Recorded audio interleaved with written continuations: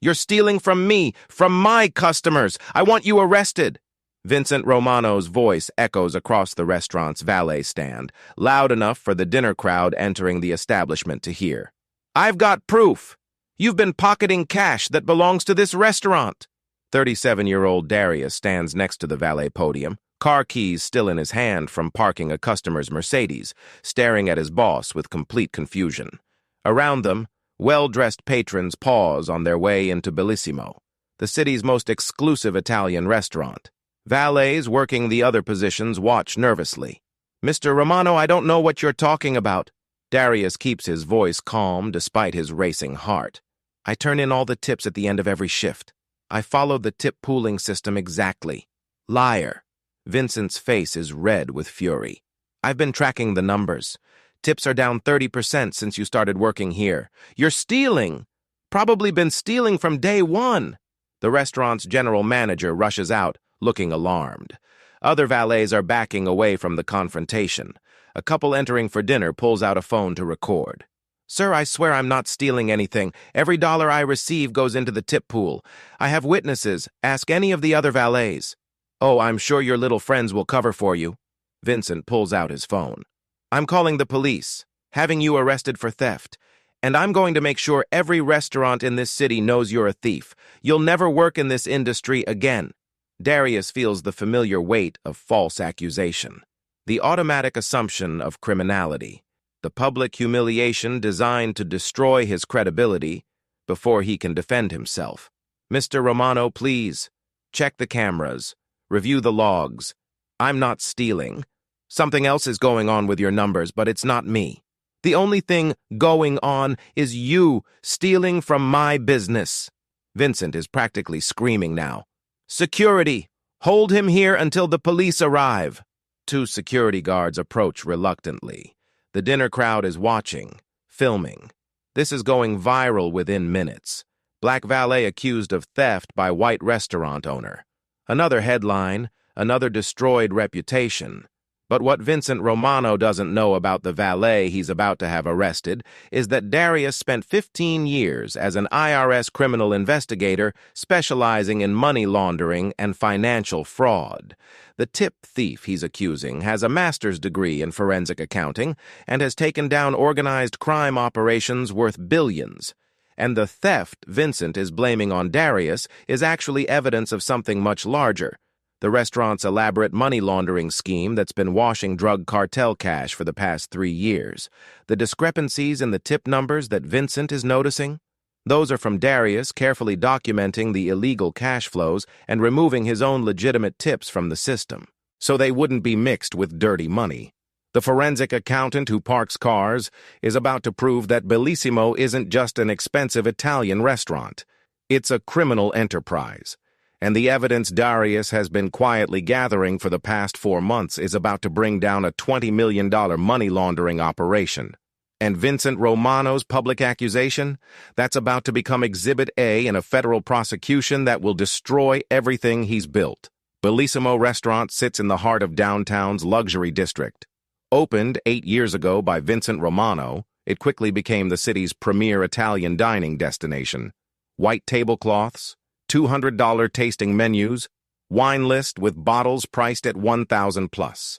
The kind of place where CEOs close deals, politicians hold fundraisers, and wealthy couples celebrate anniversaries. The restaurant has 120 seats inside, plus a 40-seat patio for warm weather. Consistently booked solid. 3-week waiting list for weekend reservations. Annual revenue supposedly around $8 million.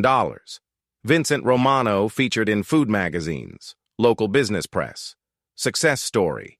Immigrant who came to America with nothing, built a restaurant empire through hard work. Except the success story has some holes that don't add up if you know what to look for. And Darius knows exactly what to look for. 37-year-old Darius Webb spent 15 years as a special agent with the IRS Criminal Investigation Division. Started at 24, fresh out of graduate school with a master's in forensic accounting. Spent a decade and a half investigating tax fraud, money laundering, organized crime financial operations. He was brilliant at it, had an instinct for finding hidden money flows, could look at financial records and see patterns that others missed, could trace dirty money through layers of shell companies and legitimate businesses, could build cases that led to major prosecutions. His career highlights included helping take down a $500 million Ponzi scheme, identifying money laundering operations for 3 different drug cartels, uncovering a network of businesses washing cash for human trafficking organizations. He'd testified in federal court 23 times, had a 95% conviction rate on cases he'd built. Then came the investigation that destroyed everything. 3 years ago, Darius had been investigating a real estate developer with political connections. The developer was laundering money through property purchases, using drug cartel cash to buy buildings, then selling them at inflated prices to create the appearance of legitimate income. Darius had built a solid case, traced $40 million in dirty money through the developer's businesses, had documents, financial records, witness testimony, was ready to recommend prosecution. Then the developer's lawyers went on the offensive, not against the case, against Darius personally. They claimed Darius had falsified evidence, that he'd manufactured financial records to support his predetermined conclusion, that he had a vendetta against their client. They filed complaints with Darius's superiors, with the Inspector General, with anyone who would listen. The allegations were lies, complete fabrications, but they came with expensive lawyers and political pressure. The developer had donated to the right campaigns, had friends in Congress, had the kind of power that made federal agencies nervous. The IRS opened an internal investigation into Darius's conduct, put him on administrative leave, spent 8 months reviewing every case he'd ever worked, every piece of evidence he'd ever gathered. They found nothing, because there was nothing to find. Darius had followed every rule, every protocol. His work was impeccable, but the investigation dragged on. The developer's lawyers kept filing new complaints, raising new allegations, kept the pressure on, kept Darius in limbo. After 14 months of investigation, the IRS cleared Darius of all allegations, issued a report stating his conduct had been exemplary and the complaints were without merit. But the damage was done. The developer had won, not by proving Darius wrong, but by making him radioactive, by creating enough controversy that the IRS quietly shelved the prosecution, decided it wasn't worth the political fight. Darius was offered his job back, could return to IRSCI, continue his career. But he'd seen how easily the system abandoned him, how political pressure trumped solid evidence, how the wealthy and connected could escape prosecution by destroying the investigators who came after them. He resigned instead. At 36 years old, walked away from 15 years of service with nothing but his pension contributions and the knowledge that justice could be bought. Tried to find work in the private sector, forensic accounting firms, corporate fraud prevention, financial consulting. Should have been easy. His credentials were impeccable, his track record outstanding, but every background check showed the same thing. Subject of extended IRS internal investigation. The fact that he'd been cleared didn't matter. The investigation itself was a red flag. Made employers nervous. After 6 months of rejections, Darius took whatever work he could find. Freelance accounting for small businesses, tax preparation, bookkeeping. Made enough to pay rent but nothing close to his federal salary. Then 4 months ago, desperate for stable income, he'd applied for a valet position at Bellissimo. The job paid 15-hour-plus tips, no background check beyond basic criminal record, no questions about his previous employment. It was humiliating, going from federal agent investigating multi-million-dollar crimes to parking cars for wealthy diners. But it paid the bills. And then, 3 weeks into the job, Darius had started noticing things. It began with the cash handling. Bellissimo was supposedly a high-end restaurant where most customers paid with credit cards. But there were constant large cash transactions. Customers paying $800 dinner bills in cash. Groups of businessmen paying $3,000 tabs in $100 bills. That alone wasn't necessarily suspicious. Some wealthy people preferred cash, but then Darius noticed the pattern. The same people coming regularly, always cash, always large amounts. But they'd order modestly, maybe $200, $300 worth of food, and then pay with $1,000, $2,000 in cash, telling the server to keep the enormous tip. Darius recognized what he was seeing. He'd investigated dozens of cases exactly like this, money laundering through cash-intensive businesses. The restaurant provided a legitimate reason for large cash deposits. The customers were bringing in dirty money, paying inflated bills, and the business issued receipts showing the money came from restaurant sales. Classic laundering scheme, and Bellissimo was doing it on a massive scale. Darius started watching more carefully, documenting, taking mental notes of patterns he couldn't write down without raising suspicion. He noticed the same 15-20 people came in weekly, always with large cash payments. These customers rarely actually ate much food, but bills were always high. Vincent Romano personally handled these tables, comped items, then logged sales anyway. The restaurant reported $8 million annual revenue, but the actual food costs and customer volume didn't support that number. Cash deposits to the bank were enormous. $40,000, $60,000 weekly, far more than normal for a restaurant even at this price point. Darius's forensic accounting brain did the math. Based on actual customer traffic and average meal prices, Bellissimo should gross maybe $4-5 million annually. But they were reporting $8 million. That extra $3-4 million was dirty money being washed through fake sales. As a valet, Darius had access to things other employees didn't notice.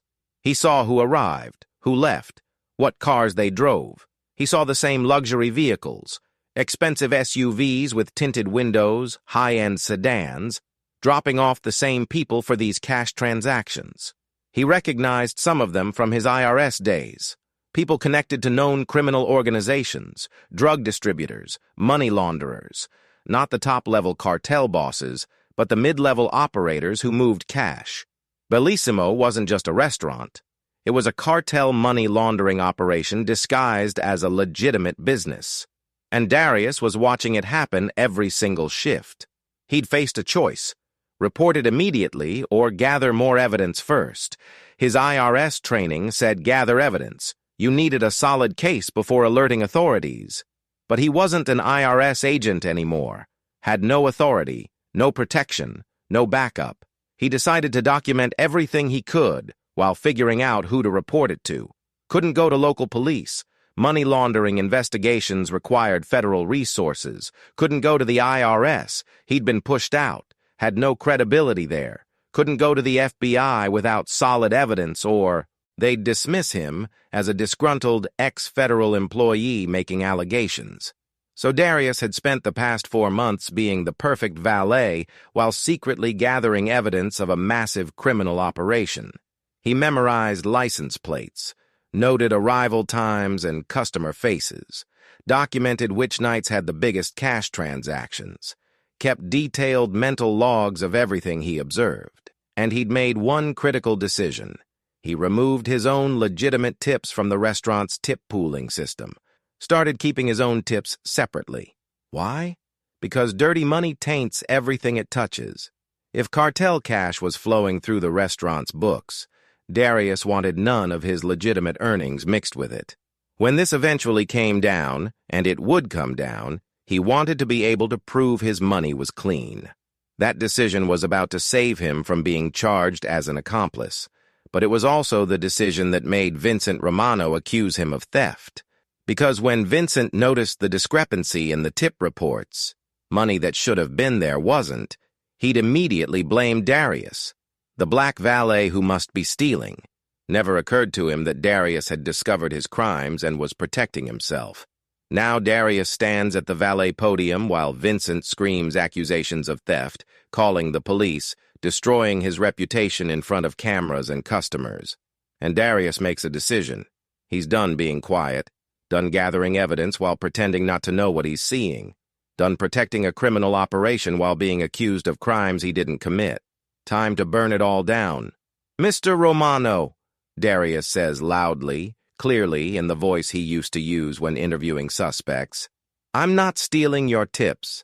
I'm keeping my legitimate earnings separate from the money you're laundering through this restaurant. And I've been documenting your illegal operation for 4 months." The valet stand goes completely silent. Vincent stares at him, face going from red to pale. What did you just say?" "I said I'm a former IRS criminal investigator. I spent 15 years taking down money laundering operations. And Bellissimo is a textbook example. You're washing cartel cash through fake restaurant sales. I've been documenting everything. License plates, customer faces, cash flow patterns. All of it." Other valets are backing away slowly. Customers are frozen, phones still recording. Vincent's general manager looks like he might faint. Vincent tries to recover. "You're insane! This is harassment! You're making crazy accusations because you got caught stealing." "Am I?" Darius pulls out his phone. "I've got photos of your regular customers, the ones who come in weekly with cash. Want me to show you the ones who are on federal watch list for drug trafficking, or the license plates registered to shell companies, or the deposit records showing you're putting $50,000 in cash into the bank every week?" Vincent's face drains of color completely. You've been spying? That's illegal. You have no authority." "I don't need authority to observe what happens in plain sight. Every person I've photographed was in public. Every transaction I've documented was visible to anyone working here. I just happen to be the only person working here who knows what money laundering looks like." Vincent pulls out his phone with shaking hands. "I'm calling my lawyer and the police. You're going to jail for harassment, for false accusations, for noticing your federal crimes. Good luck with that." Darius looks directly at the cameras recording this.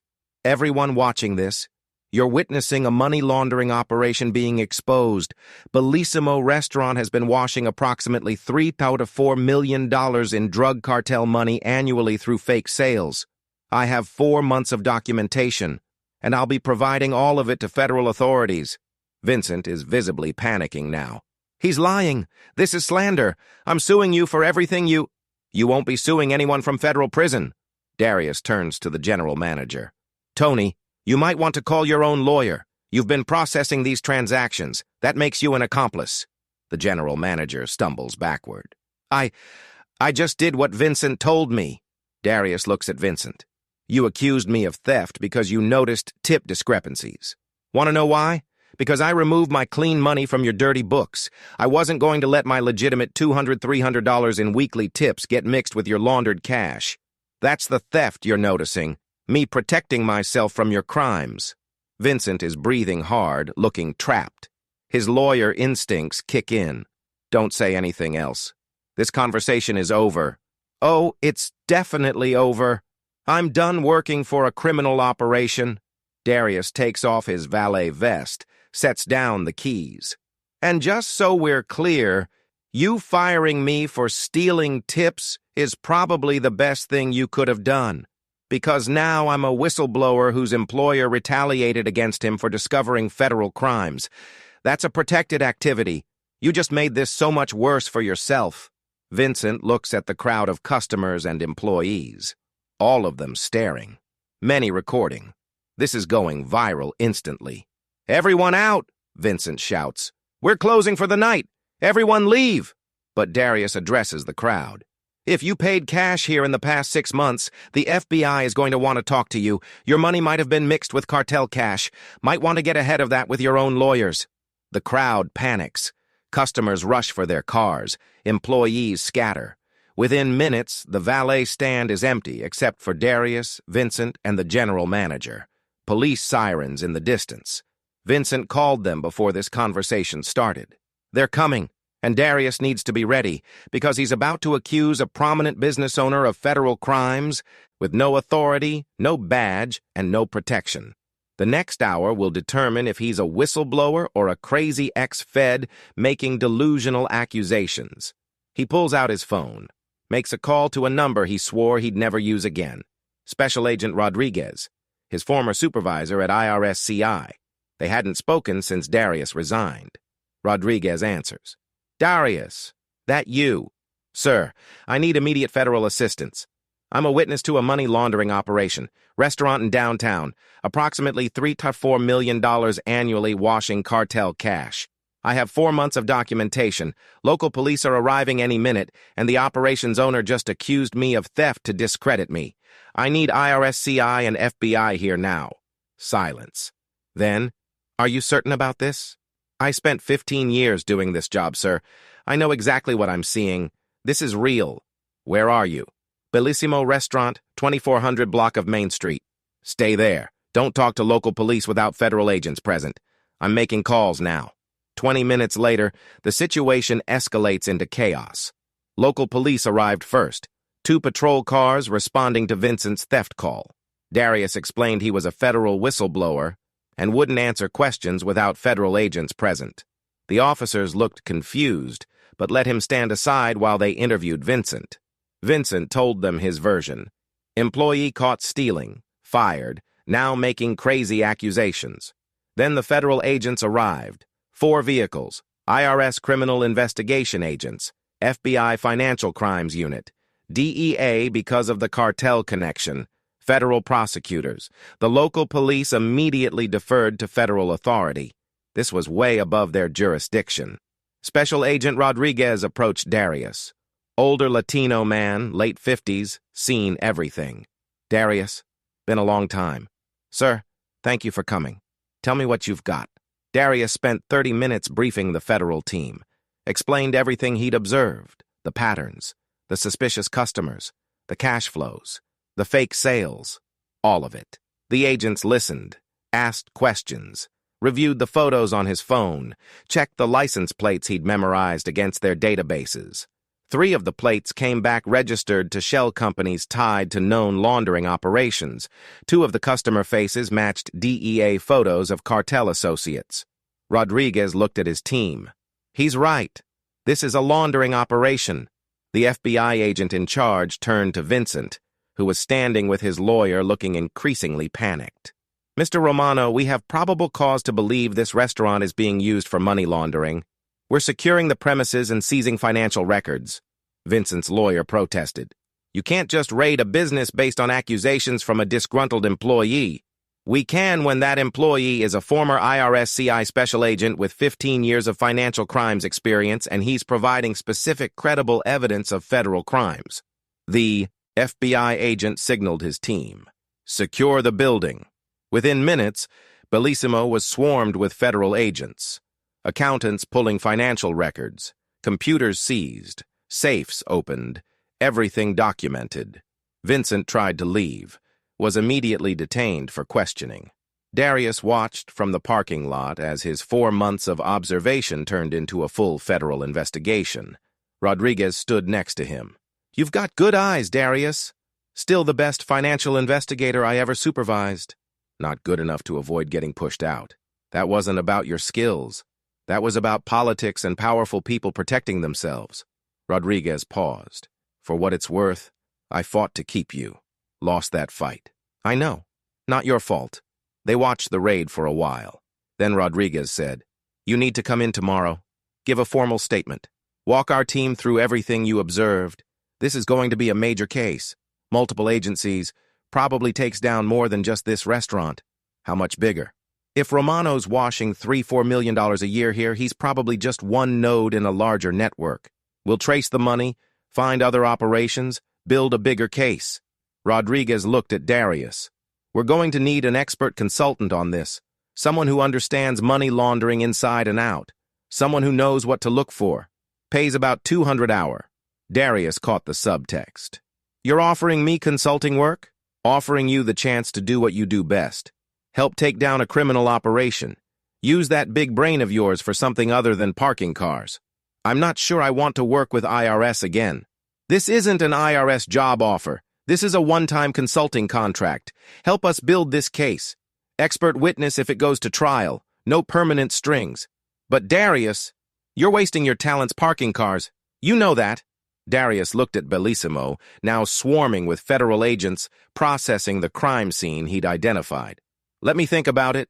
You do that, but right now you need to come to the field office. Give that statement. We've got questions. Darius spent the next 6 hours at the IRS Criminal Investigation Field Office giving the most detailed statement of his life. He walked federal agents through every observation, drew diagrams of cash flow patterns, identified specific customers and their roles, explained how the laundering worked. Dirty cash came in as restaurant payments, got mixed with legitimate sales, was deposited to the bank as clean business revenue, then could be moved anywhere. The agents were impressed. One FBI investigator said, "This is better intelligence than we get from most confidential informants. You documented everything perfectly. 15 years of training, hard to turn off." The lead prosecutor arrived around midnight, reviewed Darius's statement. "Mr. Webb, this is substantial evidence. Combined with financial records we're seizing, we can build a strong case. I want you to know we're also investigating Vincent Romano for witness retaliation, for firing me, for publicly accusing you of theft in an attempt to discredit a witness to federal crimes. That's a separate charge. Obstruction of justice, witness tampering." Darius felt a grim satisfaction. "Good. We'll need you to testify. Grand jury, probably trial. You comfortable with that?" "I've testified 23 times in federal court." "Yes, I'm comfortable." The prosecutor smiled. "I know. I pulled your record. 95% conviction rate. You're exactly the witness I want." At 2 a.m., Darius was finally allowed to leave. Rodriguez walked him to his car. "You did good today. Exposed a major operation, going to lead to dozens of arrests, millions in assets seized. Just happened to be in the right place at the right time? No. You have skills that most people don't. You see patterns others miss. That's not luck. That's expertise." Rodriguez handed him a business card. "Think about the consulting offer. You belong in this work, Darius, not parking cars." Darius drove home to his small apartment, sat on his couch, processed everything that had happened. 8 hours ago, he'd been a valet being accused of theft. Now he was a federal witness in a major money laundering investigation. The evidence he'd gathered was going to take down a criminal operation. He'd done exactly what he'd been trained to do: identify financial crimes and build a case. And he'd been right about all of it. His phone rang. Unknown number. He answered cautiously. "Mr. Webb, this is Jennifer Chen. I'm a reporter with Channel 7 News. I was at Bellissimo tonight when the raid happened. I'd like to interview you about exposing the money laundering operation. How did you get my number?" "Public records. Look, your story is incredible. Former IRS agent now working as valet uncovers major criminal operation. People need to hear this." Darius hesitated. Media attention could go badly, but it could also protect him. Hard for Romano's people to retaliate against a public whistleblower. "Okay, I'll talk to you." They set up an interview for the next day. Over the next week, the story exploded. The news ran Darius's interview. "Valet exposes restaurant money laundering" became the headline. The story went national. Former IRS agent forced out of his job, working as valet to survive, discovers major criminal operation and brings it down. Public reaction was overwhelmingly supportive. Social media praised Darius as a hero. Comment section filled with people sharing similar stories of being overqualified for survival jobs. But the investigation was just beginning. Federal agents traced Bellissimo's financial connections, found ties to 4 other restaurants, 2 car washes, a nightclub, and 3 laundromats, all washing money for the same cartel operation. Combined, the network was laundering $20 million annually. Vincent Romano was arrested and charged with money laundering, conspiracy, tax evasion, and witness tampering. His lawyer tried to get charges reduced. Prosecutors refused. The general manager flipped immediately, agreed to testify against Vincent in exchange for reduced charges. 15 other people connected to the operation were arrested. 3 were mid-level cartel operatives. The others were business owners and money brokers facilitating the laundering. And Darius was the star witness, the person who'd identified the operation, documented the evidence, and brought it to federal authorities. His life changed rapidly. The consulting contract Rodriguez had offered became a reality. He spent 40 hours a week working with federal investigators, analyzing financial records, identifying patterns, helping build the prosecution case. At 200 hour, he was making $8,000 a week. More money than he'd ever earned as a federal agent, but more than the money, he had purpose again, was using his expertise, was doing the work he'd trained for. 3 months after the Bellissimo raid, Darius sat in a federal courthouse giving testimony to a grand jury. He explained how money laundering worked, walked them through Bellissimo's operation, showed them the patterns he'd identified, connected the dots between fake sales and cartel cash. The grand jury indicted Vincent Romano and 14 co-conspirators on multiple federal charges. The prosecutor thanked Darius afterward.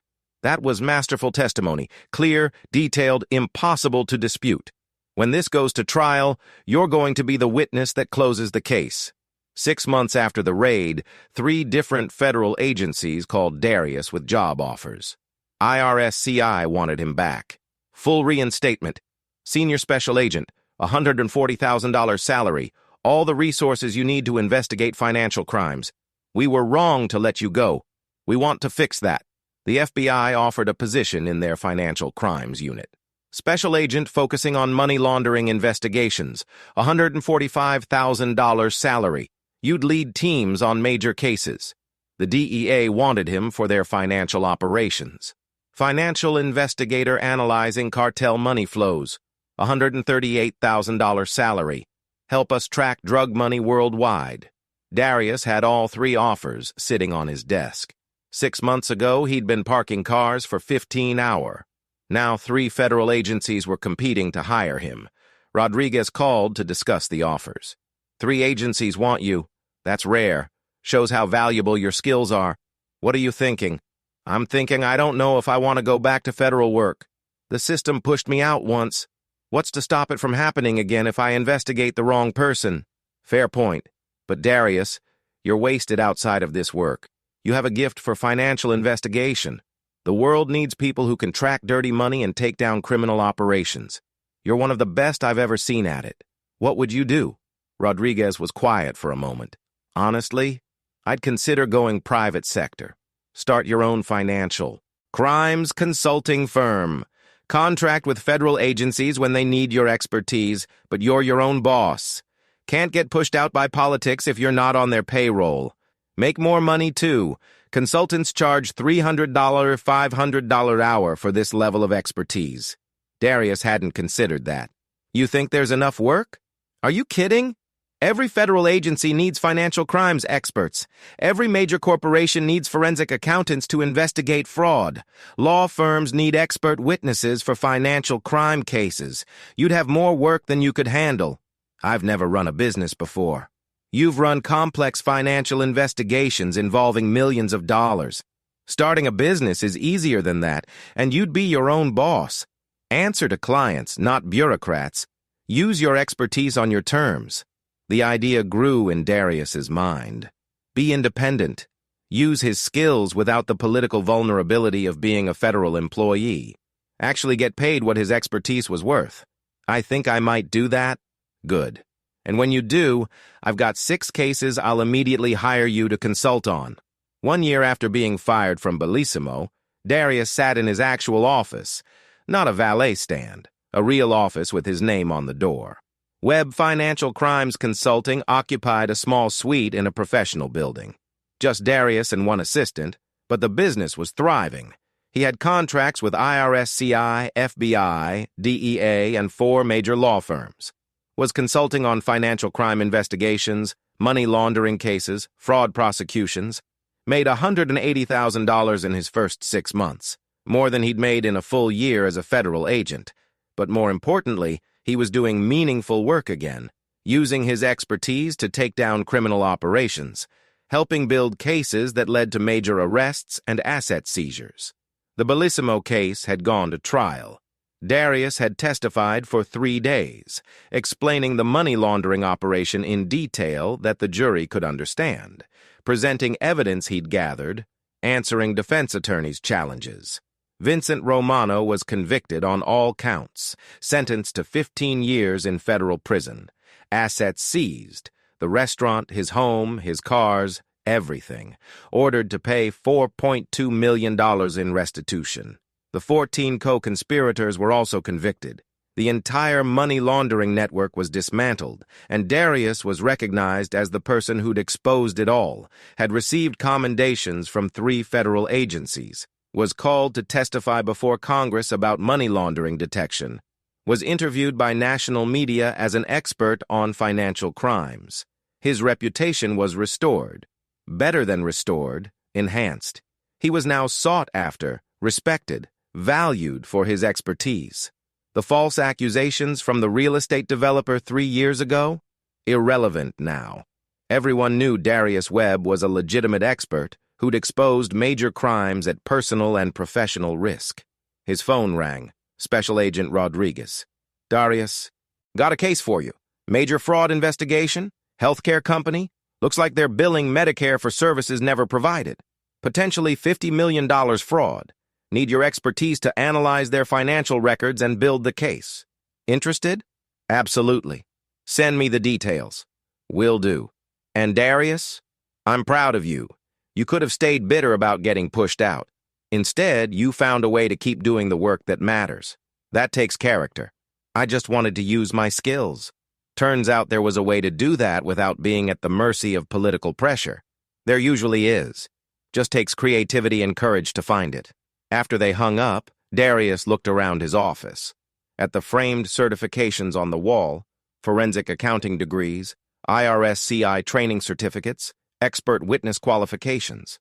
Next to them, he'd framed his old valet name tag from Bellissimo.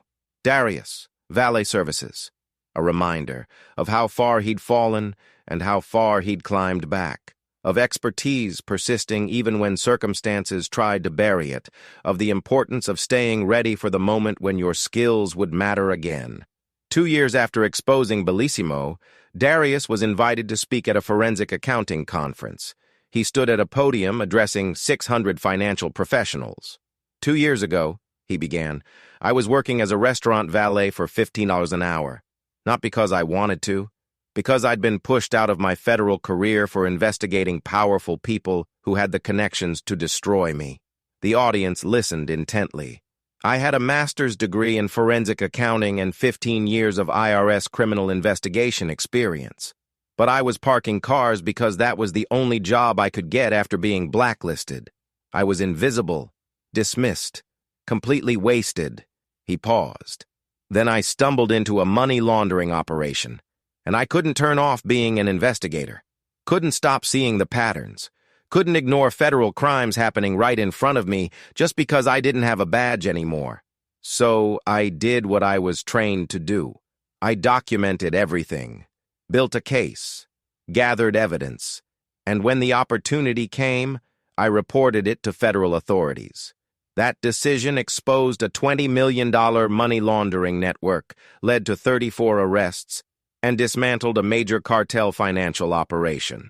Darius clicked to a slide showing his valet name tag next to his current business card.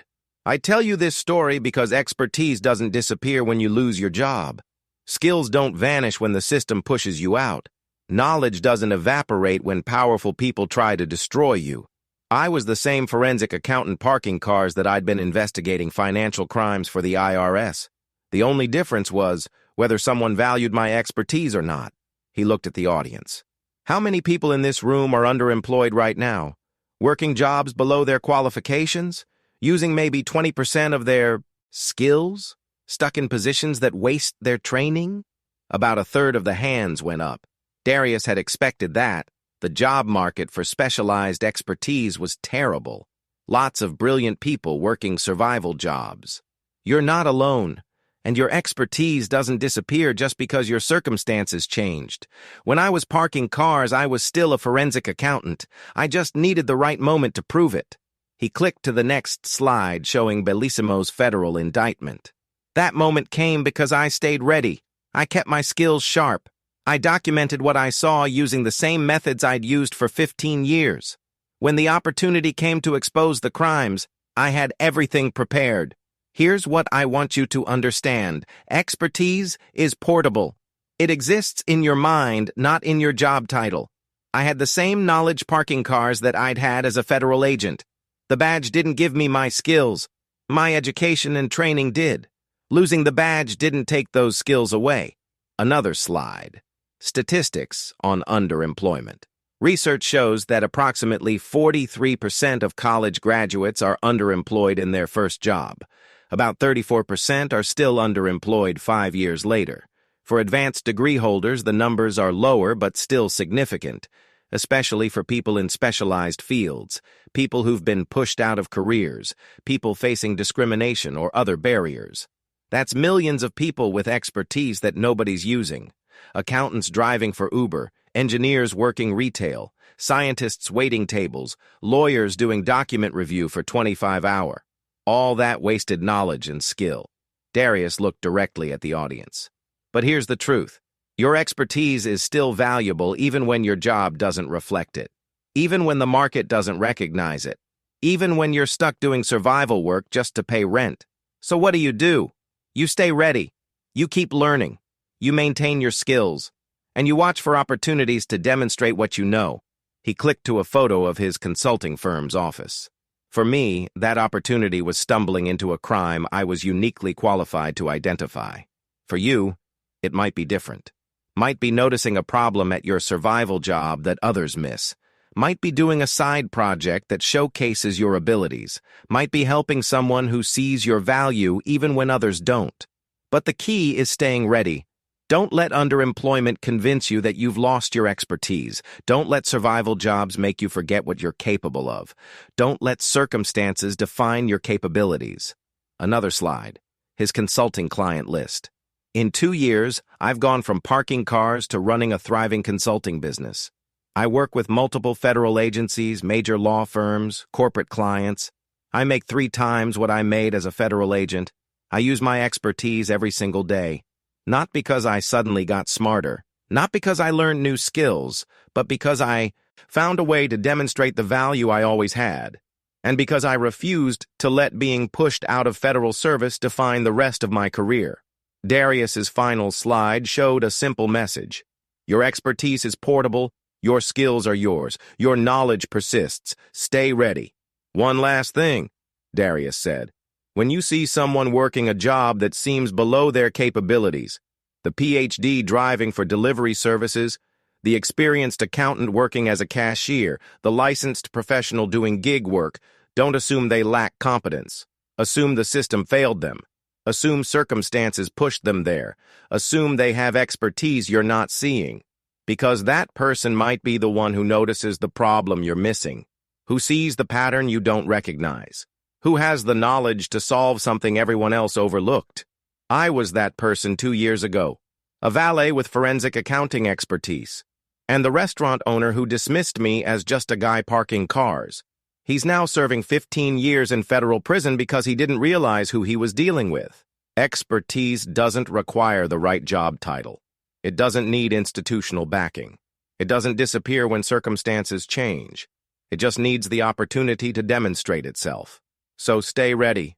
Your moment will come. The standing ovation lasted 5 minutes. After his speech, Darius was surrounded by people wanting to talk, sharing their own stories of underemployment, asking for advice, thanking him for giving voice to their experiences. One woman pulled him aside. I'm a CPA working as a bookkeeper for 22 hours. I have 20 years of experience but can't get hired at accounting firms because I took 5 years off to care for my sick mother. Everyone sees the employment gap and assumes I'm not current on skills. But I'm doing online courses, staying certified, keeping up. Your speech made me realize I need to find a way to demonstrate that expertise instead of waiting for someone to recognize it. You're right, Darius told her. Don't wait for permission. Find problems you can solve. Offer your skills as a consultant. Build a portfolio of work that shows what you can do. Make it impossible for people to ignore your capabilities. A young black man approached. Mr. Webb, I'm a recent graduate with a degree in forensic accounting. Can't get hired anywhere. 200 applications, 0 offers. I'm about to start driving for Uber just to pay my loans. Your story? It gives me hope that this isn't permanent. Darius looked at the young man and saw himself 15 years ago. Bright, educated, full of potential, about to learn how hard the world could be. It's not permanent, Darius said, but it might be longer than you want. The key is not letting the survival job destroy your sense of who you are. You're a forensic accountant who happens to be driving for Uber right now. Not an Uber driver who used to study accounting. The identity matters. How do I keep that identity when I'm doing work that has nothing to do with my degree? You keep learning. You watch for patterns and problems even in the survival job. You document things. You stay ready for the moment when your expertise becomes relevant. Darius pulled out a business card. And you network with people in your field. Send me your resume. I can't promise a job, but I can look at it and maybe connect you with people who are hiring. The young man's eyes filled with tears. Thank you. Nobody else has even looked at my resume. They just see no experience and move on. I understand that. I lived it. Stay ready. Your moment will come. 3 years after being fired from Bellissimo, Darius received a call that brought everything full circle. Special Agent Rodriguez. Darius, I need to tell you something. The real estate developer, the one whose investigation got you pushed out of IRS 3 years ago, we just arrested him. Darius felt his heart rate spike. What? Different investigators picked up the case, built it over 2 years, just arrested him and 5 associates for laundering $60 million. Same crimes you were investigating. You were right all along. Darius sat down slowly. The case you shelved because of political pressure? Yes. Turns out he got more brazen after we backed off. Got sloppy. New investigators found evidence that was impossible to ignore. Even his political connections couldn't save him this time. So I was destroyed for being right? Yes. And I'm sorry. The system failed you. We should have backed you up instead of sacrificing you to political pressure. Rodriguez paused. But I want you to know something. The new investigators credited your original work, said your case file was what pointed them in the right direction. Your investigation from 3 years ago became the foundation of their case. You're listed as a contributing investigator in the charging documents. Darius didn't know what to feel. Vindication mixed with anger. Satisfaction mixed with bitterness. He'd been right, had built a solid case, and had been destroyed for it while the criminal continued operating for 3 more years. The prosecutor wants to talk to you, Rodriguez continued. Wants you to testify about your original investigation. Show how you identified the scheme 3 years before it was finally prosecuted. Your testimony will strengthen the case. I'll testify. Gladly. And Darius, there's something else. The developer's lawyers filed complaints against you 3 years ago. False allegations that you'd fabricated evidence. Those complaints are part of the obstruction case now. He's being charged with attempting to intimidate and discredit a federal investigator. Your persecution is literally part of the criminal case against him. Darius felt something release in his chest. The false accusations that had destroyed his federal career were now evidence of the developer's criminal intent. The lies that had gotten Darius pushed out were now going to help put the developer in prison. When do they need me to testify? Trial's in 3 months. I'll send details. After they hung up, Darius sat in his office processing the news. The man who'd destroyed his career was going to prison. The case Darius had built 3 years ago was finally being prosecuted. His investigation was being vindicated. It didn't undo the 3 years of struggle, didn't erase the months of parking cars or the humiliation of working survival jobs, didn't compensate for the career derailment and financial devastation.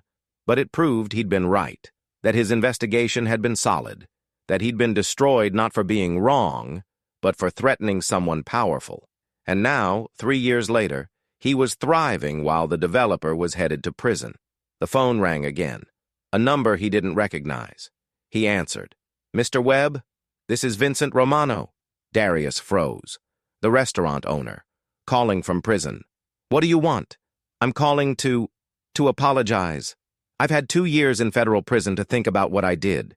You tried to tell me something was wrong with my business. You tried to warn me, and I accused you of theft, tried to destroy you, got you fired. Darius said nothing. Let Vincent continue.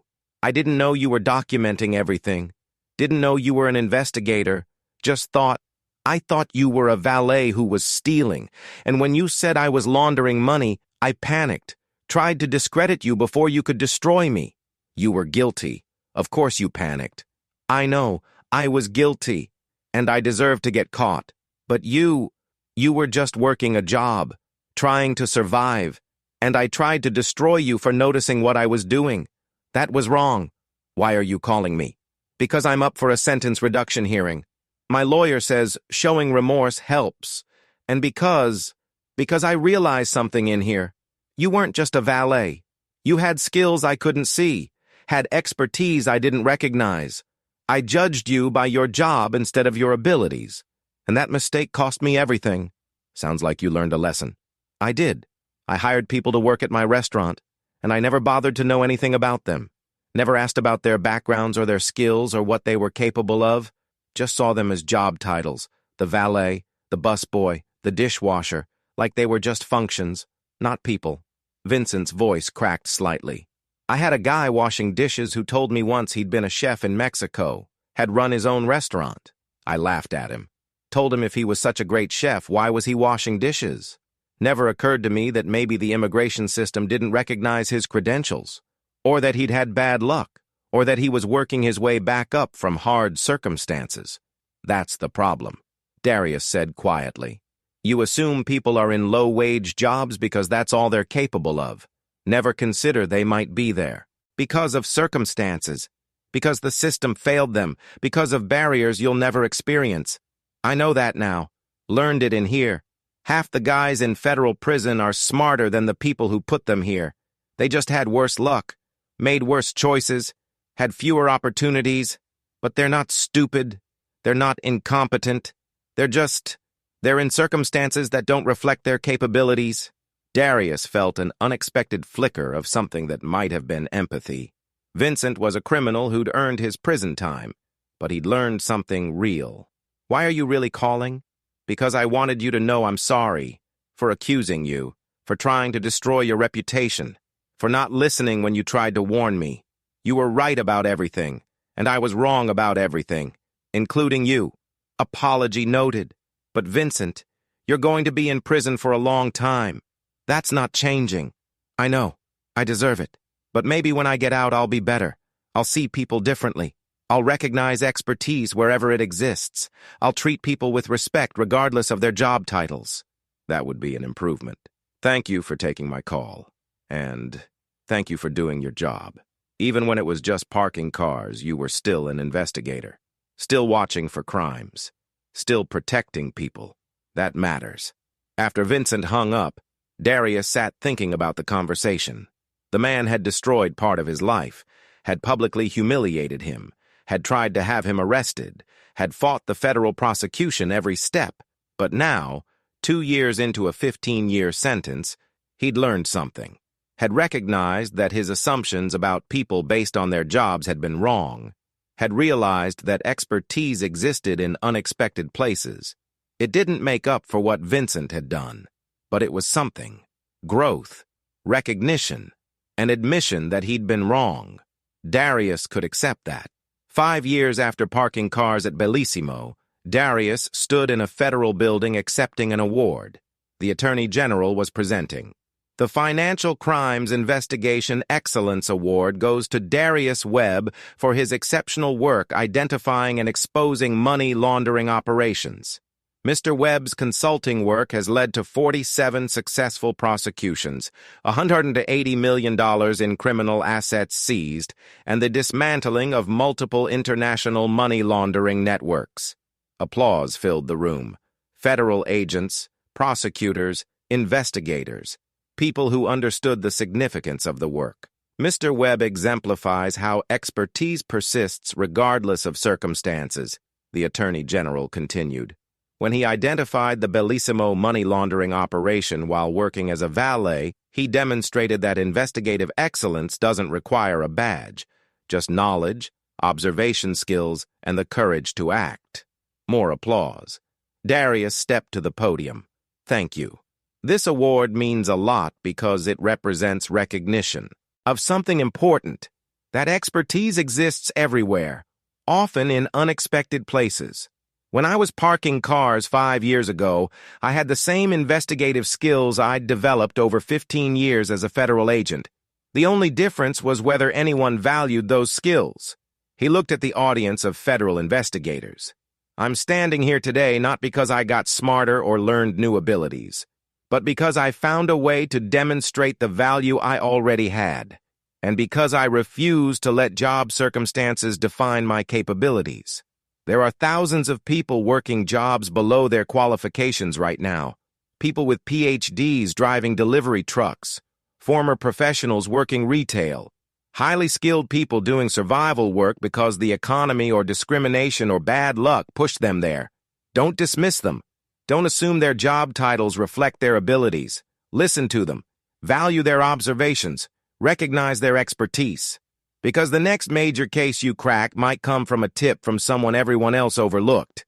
The next investigation might be sparked by someone working a minimum wage job who notices patterns that professional investigators miss. Expertise doesn't require the right credentials or the right job. It just requires knowledge and the opportunity to use it. Thank you for recognizing that, and thank you for valuing skills over circumstances. The award ceremony ended. Darius stood with his trophy, a crystal recognition of his contributions to financial crimes investigation. 5 years ago, he'd been a valet. 3 years ago, he'd started his consulting firm. Now he was being recognized by the Attorney General as one of the country's leading financial crimes experts. The path hadn't been straight, but he'd found his way back to meaningful work, and he'd used his experience to change how the system valued expertise. His consulting firm now employed 5 people, former federal agents who'd been pushed out, forensic accountants who couldn't get hired, financial experts working survival jobs. Darius had built a company that recognized expertise regardless of current circumstances, and that company was thriving. Contracts with every federal agency, corporate clients, law firms, international organizations, annual revenue over $2 million. Everyone making 6 figures, all of them doing work that mattered. Darius had proven that expertise persists, that skills survive circumstances, that knowledge holds value even when the system tries to bury it, and hundreds of people now had better lives because he'd refused to let parking cars define who he was. Have you ever been overqualified for your job? Have you ever had your expertise dismissed because of your current position? Have you ever been judged by your job title instead of your actual capabilities? Share your story in the comments below. Subscribe to our channel for more stories of hidden expertise, underestimated professionals, and the moments when skills that everyone overlooked proved to be exactly what the situation needed. Because somewhere right now, a brilliant person is working a survival job. An expert is parking cars or serving coffee or delivering food. A highly skilled professional is doing work far below their capabilities because circumstances pushed them there. Don't judge them by their current position. You don't know their story. You don't know what they've survived. You don't know what they're capable of. The valet might be a forensic accountant. The delivery driver might be an engineer. The person you're dismissing might be the expert who solves the problem everyone else missed. Darius proved that expertise doesn't disappear when you lose your job. It just waits for the right moment to demonstrate itself. And when that moment comes, the person everyone underestimated might be the one who brings down a criminal empire.